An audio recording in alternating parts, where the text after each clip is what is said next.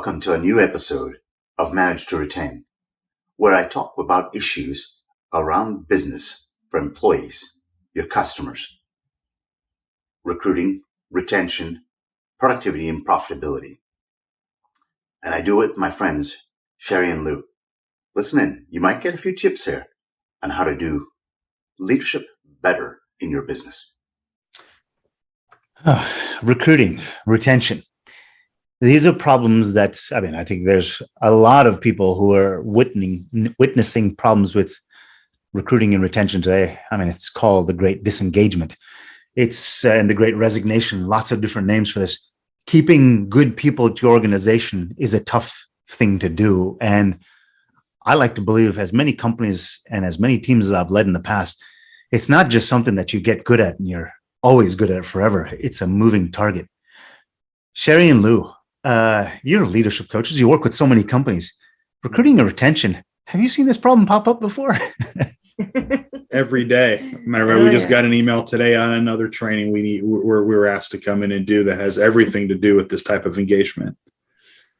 And why you believe it's so tough? What have you found in all the people that you've talked to? Why is recruiting and retention such a pain in the backside? If I was to pinpoint it, I'll be honest, it comes down to approaching people, your employees, from an old school perspective. You know, the old methods of reward systems have changed. Mm-hmm. The landscape has changed. Let's back up for a second, right? I'm sure every listener out there, if I was to just ask you this question, would agree with this statement. Today, in the corporate world or in your place of business, the leadership landscape, how you run and manage your company and your people is different. It has changed. I think we would all agree with that. Mm-hmm. Well, if that is the case, it's almost like if you have moved from one location to another, you can't necessarily put the exact same things in the exact same place because the place is different. It's changed, it's structured differently. So you've got to manipulate it. So the old way of rewarding, the reward systems, if you will, is changed. Our employees are looking for some things that are different than what we think they're looking for. So understanding our employees. Right. We got to reinvestigate our employees. That's right. With that said, and I think there's a real key there. I'd like to bring up a graph. And in this case, we're going to look at some employees. I think operations is a big deal for companies, understanding how operations are working.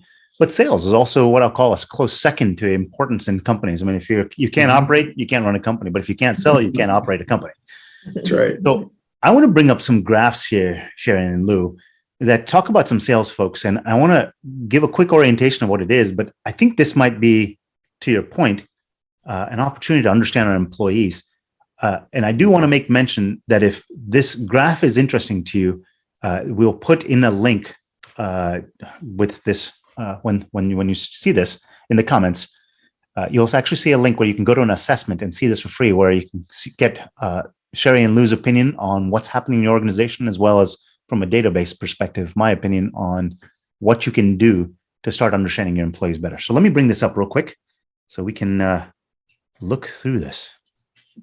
All right. Can you all see my screen okay here? Sure can. So I've got a company here. We've taken out the company name and we've changed some of the names out, put some random names in here. So we've got this person named Arthur Patricia. And let me orient you to what you're seeing here. So in this graph here, think of the outside edge as an A+. That's what you want. That's what I want my kids to get on their tests. Mm-hmm. So I want this blue area, which represents Arthur. I want to be completely blue on the outside. If my kids are anything like me, or if your kids are anything like me, their scores are probably on their tests are probably here closer to the center, which is what I don't want as a parent. Mm-hmm. But in the case of my employees, I really want them to excel in all these different dimensions.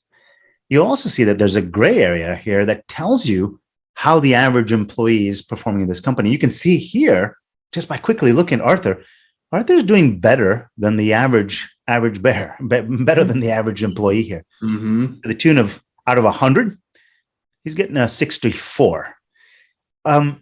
Sherri and Lou, let me spend just a couple moments here talking about some of these KPIs for this person in a sales role. And again, it can apply to many different roles.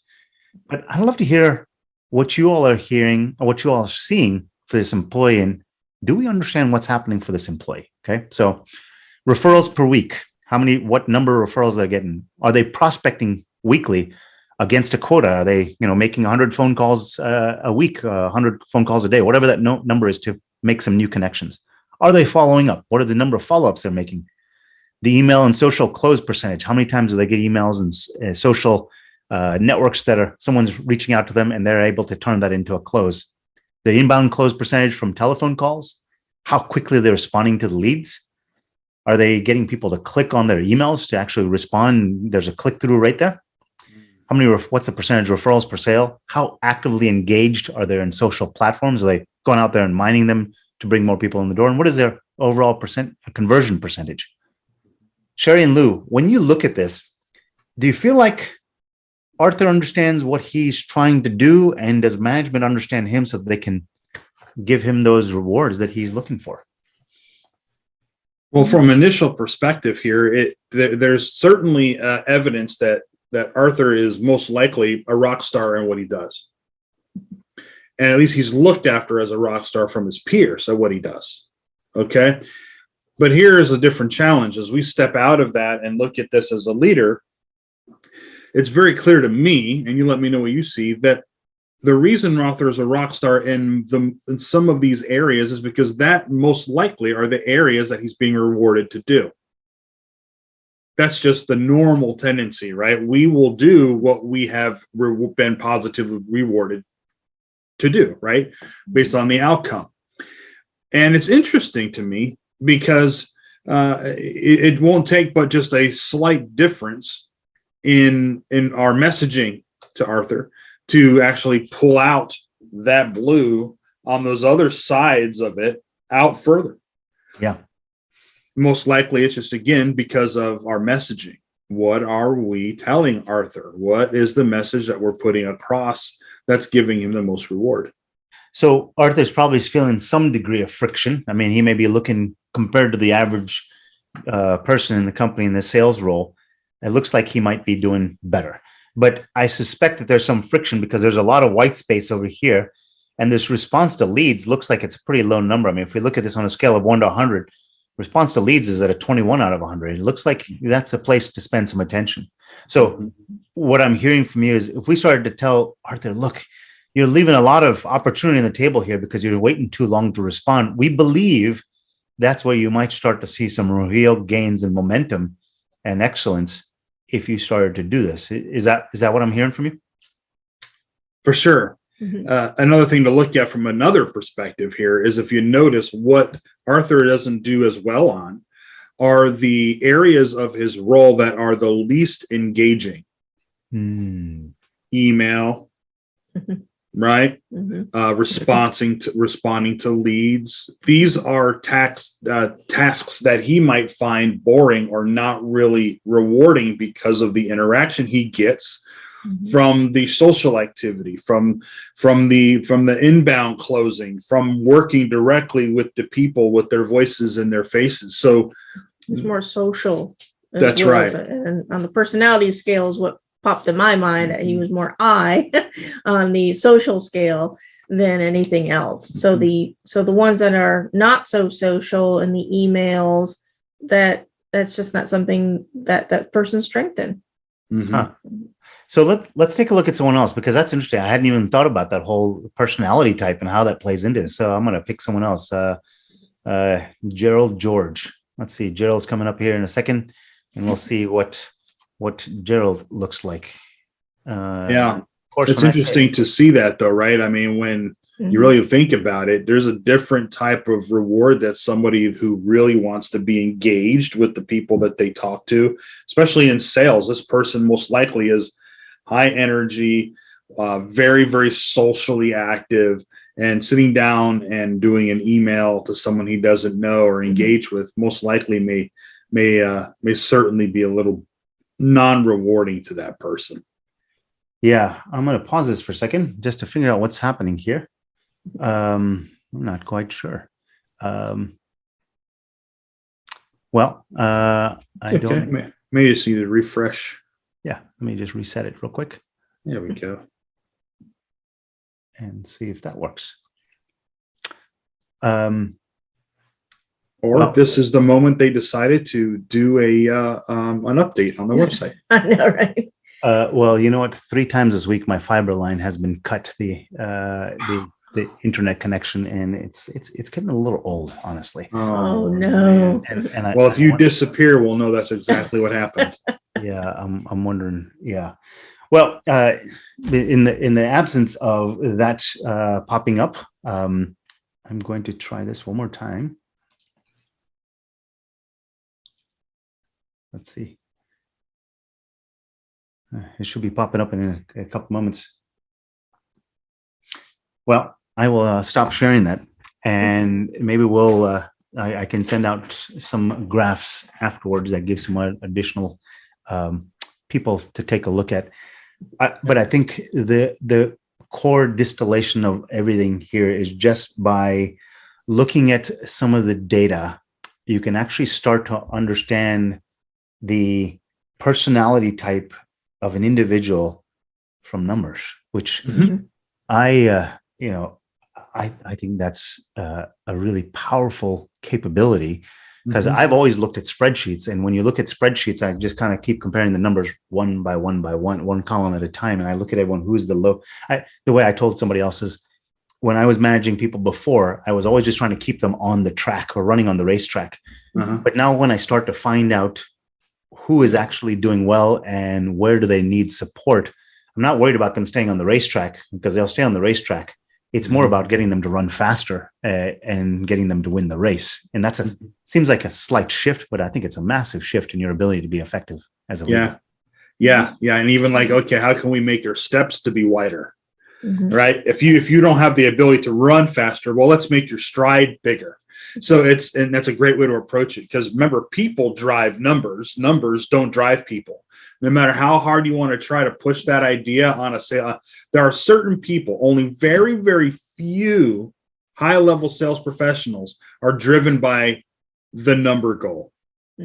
Competition, competitiveness, you're going to have that. If you want to have a well-rounded team, whether it's sales, because we all sell something, whether it's the sales team that sells to bring revenue in, or it's the team that needs to make customers happy and customer service satisfaction. They're selling the mission and value of what the client or customer has that you're providing. The number is driven by the person. So what do we do in a real life scenario?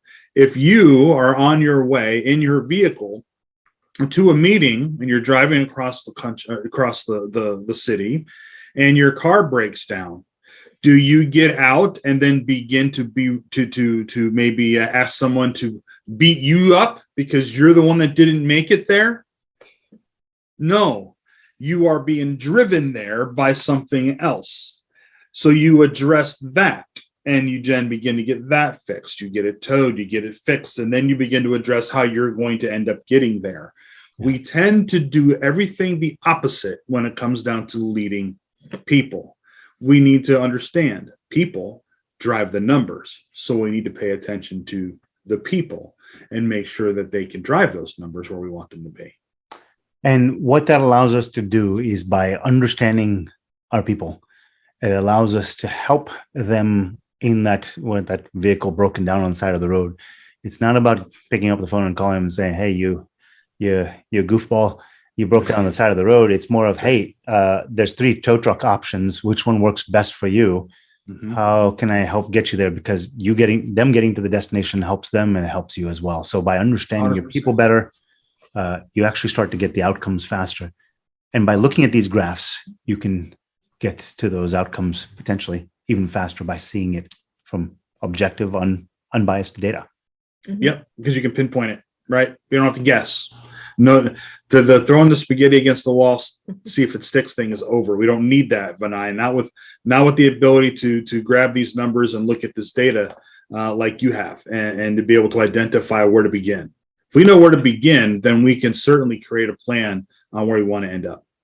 So if you'd like to see an assessment like this, or when actually Sherri and Lou have just created an assessment for leadership and employees, if you'd like access to those assessments, those free assessments that have been created by Sherri and Lou, you'll see them in the comments. And as soon as you see them, you're more than welcome to take them. Sherri and Lou will be able to give you some feedback and some response based on whichever assessment you take, how you can start to shift things in your organization, starting with perhaps yourself or other employees in your organization, which that level of understanding it's powerful, powerful stuff. Yeah, it's time to stop complaining and start doing something with action, right? Let's do something about it. That's right. Yep. Sherri and Lou, thank you so much for the time today. Looking forward to our next conversation. You got it. Thanks for Yeah. that.